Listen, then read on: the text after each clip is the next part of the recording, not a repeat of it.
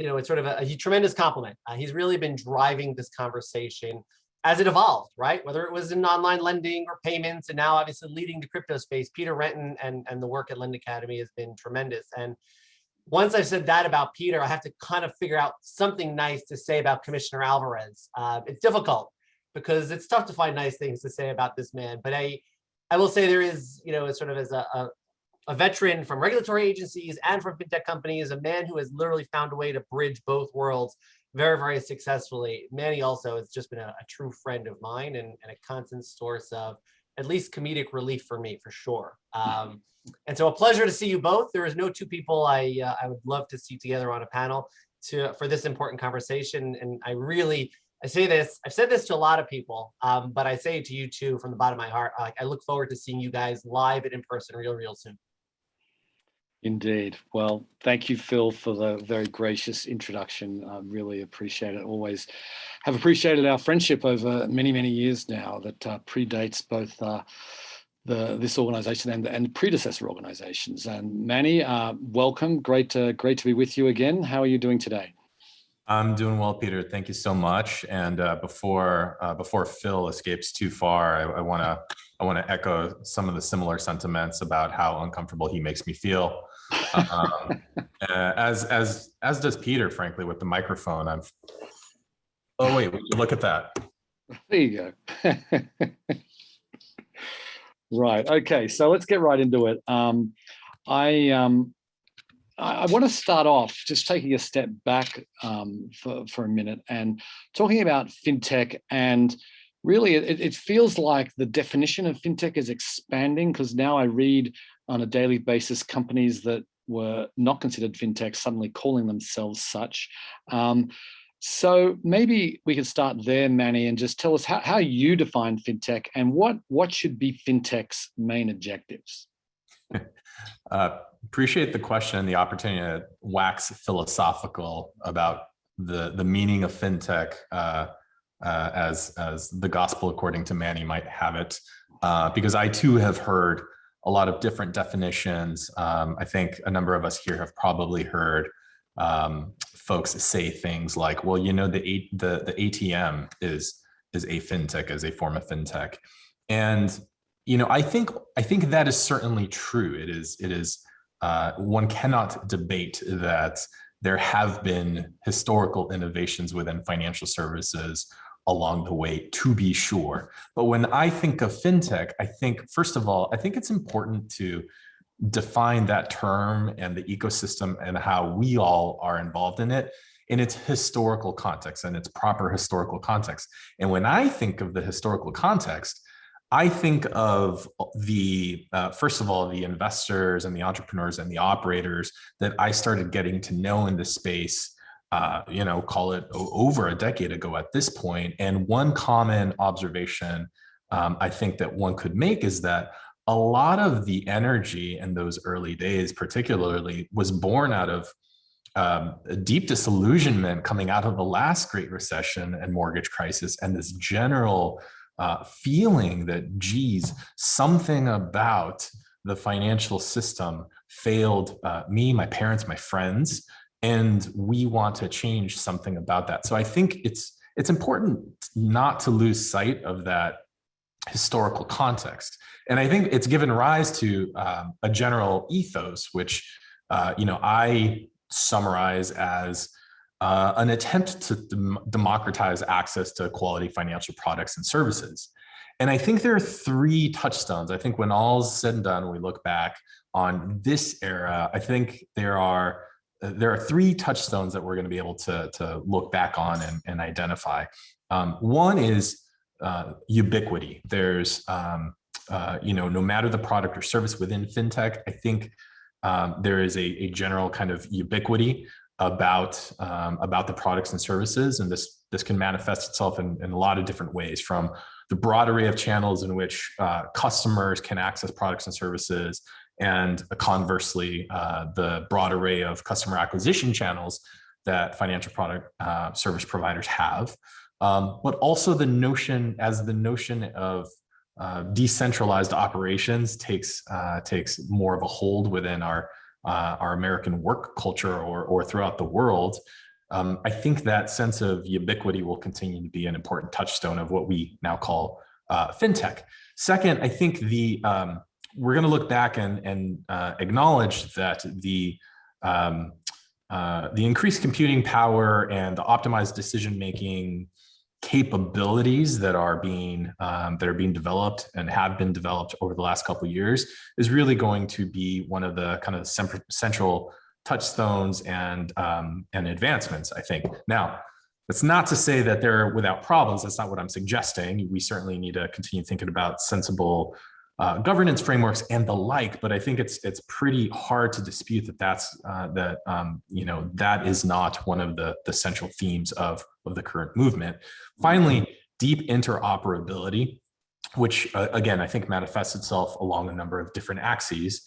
In the first instance, I think it manifests itself in the number of conversations that folks were having early days about the great unbundling and how young upstart companies can successfully challenge an incumbent company because they get so good at providing this one or two niche products and services. Also, we recognize the deep value in data. It's no longer just the money or the fiat currency that has value, but the data, which is valuable, again, for purposes of decision making, et cetera, et cetera. And the notion of customer data portability, I think, will continue to be critical. And I see that trending only in one direction. So it all leads me to kind of conclude this deep interoperability is one of the other important touchstones of the fintech movement that's been happening. Right. So I want to dig into the second touchstone you talked about there, because we are at a policy summit here, and you have a unique perspective because you've worked for a federal regulator, you've led a state regulator, and you've been working at a fintech. So that's a really good kind of broad-based experience. And wanted to sort of dig into how you think we've gone. What's the progress we've made as an industry, when it comes to engaging with regulators on both the state and federal level? I'm reasonably encouraged by the progress I think we've made as an ecosystem, and I include both industry participants and regulators in that comment. And I say that because at this point we've seen, like you say, I've seen the interaction from a couple of different perspectives, and I've certainly seen increased engagement from industry, as well as increased sophistication, right? So it's not just the number of touch points, but the sophistication of the conversation that you all have brought to bear, I think has really grown tremendously as the industry has matured. And the regulators too. I mean, I think it's important to recognize progress where it is made. I think as we've seen, the federal regulators, the FDIC, the OCC, and CFPB, as well as many, many state regulators, including my former department, the DFPI, intentionally creating new channels, new avenues by which regulators can engage with industry more proactively and, shall we say, in a safe environment and a safe context, so that you are not just engaged in an adversarial or a challenging posture, but one in which regulator and industry participant are talking to each other and trying to create this kind of feedback loop. That said, obviously, much work remains. On the one hand, I do think that regulators need to continue getting better about speeding up that kind of feedback loop, right? There's a pervasive and oftentimes, I think, reasonable criticism that regulatory bodies can oftentimes be echo chambers. They listen a lot and then don't provide much timely feedback. So I think it's important to recognize that there are continued opportunities to improve the feedback loop from that perspective. And so too, I think industry participants have continued opportunity to improve the ways in which we measure results, the results that folks purport to drive. I think nothing blunts a skeptic, much like a data-driven conversation. And so, to the extent that folks can continue to have smart conversations backed by data, I think that can only continue to improve the level of engagement between industry and regulator. But then, of course, we have we have the politics of the situation. I want to dig into this just for a minute. We heard from Congressman McHenry earlier, lamenting the fact that now that Democrats are in charge in Washington, there's no longer a real focus on financial innovation. And I want to sort of question the fact that you ran the DFPI, as you said, and California is obviously a very liberal state, has been for decades, and yet there seems to be a much more of a culture of financial innovation at the state level there than there seems to be at the federal level in Washington. What do you think? What do you account that? How do you account the fact that Democrats are in charge in California, they're in charge in Washington, but there's very different perspectives?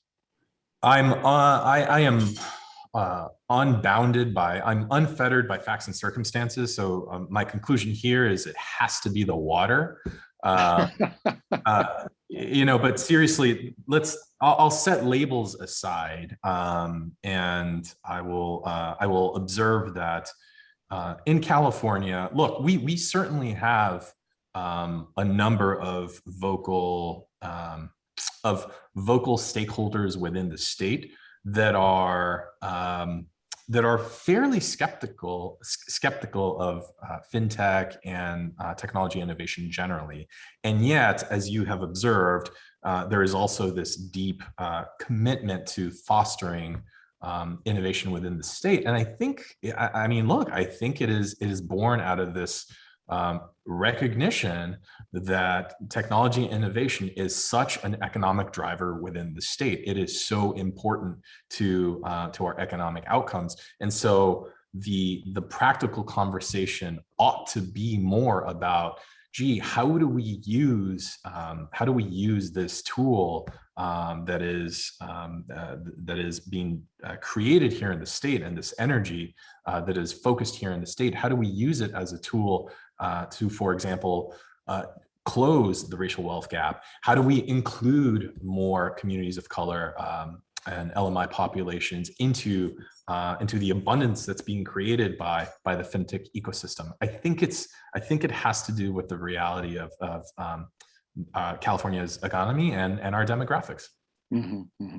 So then, just on your time there, you've been out a short time, but I would like to kind of touch on your time as the head of the DFPI in California. What are some of the highlights that when you look back on that time now? What are some of the highlights? Well, certainly at the top of my list, I would have to say the departmental revamp, which was more than simply a name change. And it was a conversation that started as early as I think my second or third day on the job, and the conversation really was as follows, right? It was the prompt rather from policymakers was, how do we in California ensure that we are doubling down on important consumer protections, particularly in the wake of what was then observed to be a deregulatory environment, or a regulatory pullback from the prior federal administration? How do we do that while striking a sensible balance against, again, the need for fostering responsible innovation?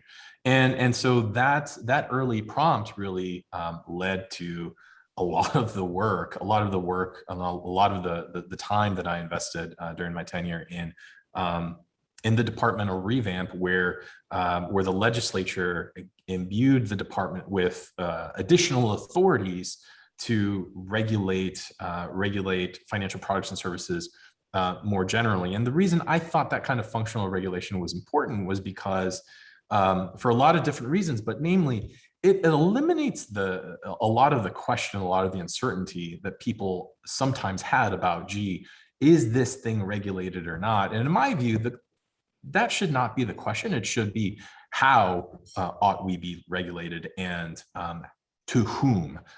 So I think it was important to kind of bring clarity to that to that question, as well as creating an institutional muscle that, again, is chiefly responsible for liaising with the fintech industry within California and beyond. And it seemed to me to make so much sense that the California regulator really needed to have a more robust tool for engaging with fintech, as well as other incumbent licensees who are interested in learning how best to leverage the innovations happening within financial services. So I think, that is certainly at the top of my list. Other things I would say, I think along with the departmental revamp, we were able to shift the conversation within California, and I'll be so bold as to say even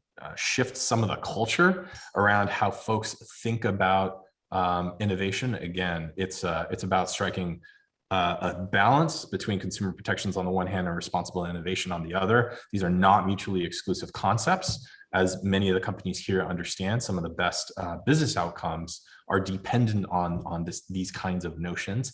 And lastly, we were expressed, during my tenure, I was fairly diligent about expressly having a conversation about the need to diversify financial services, both at the regulatory level as well as at the institutional level, because I viewed it as a business imperative, but also important for business continuity. I mean, one of the shocking moments during my tenure as commissioner came when my administrative deputy said, well, something like 40 to 50% of our workforce is poised to retire over the next 10 years. And I found that shocking. But it's not limited to the California regulator. That's actually that is consistent with other state departments, as well as financial services, the financial services industry writ large, at least within the state. And so, I took it upon myself to talk about this need for intentional business continuity and the ways in which diversification of the financial industry could help achieve that kind of robust business continuity. Mm-hmm. Okay, so I want to touch on sandboxes for a minute. We've definitely seen some states have been fairly aggressive in in implementing a sandbox type model. What's your view? I mean, California has not been as aggressive as some of the other states, but what are your view on the sandbox as a concept? I think first I would say I think it's unfortunate that the term has been politicized as it has, because I think it's deprived us of having a more productive conversation about what sandboxes can be, should be, ought not to be.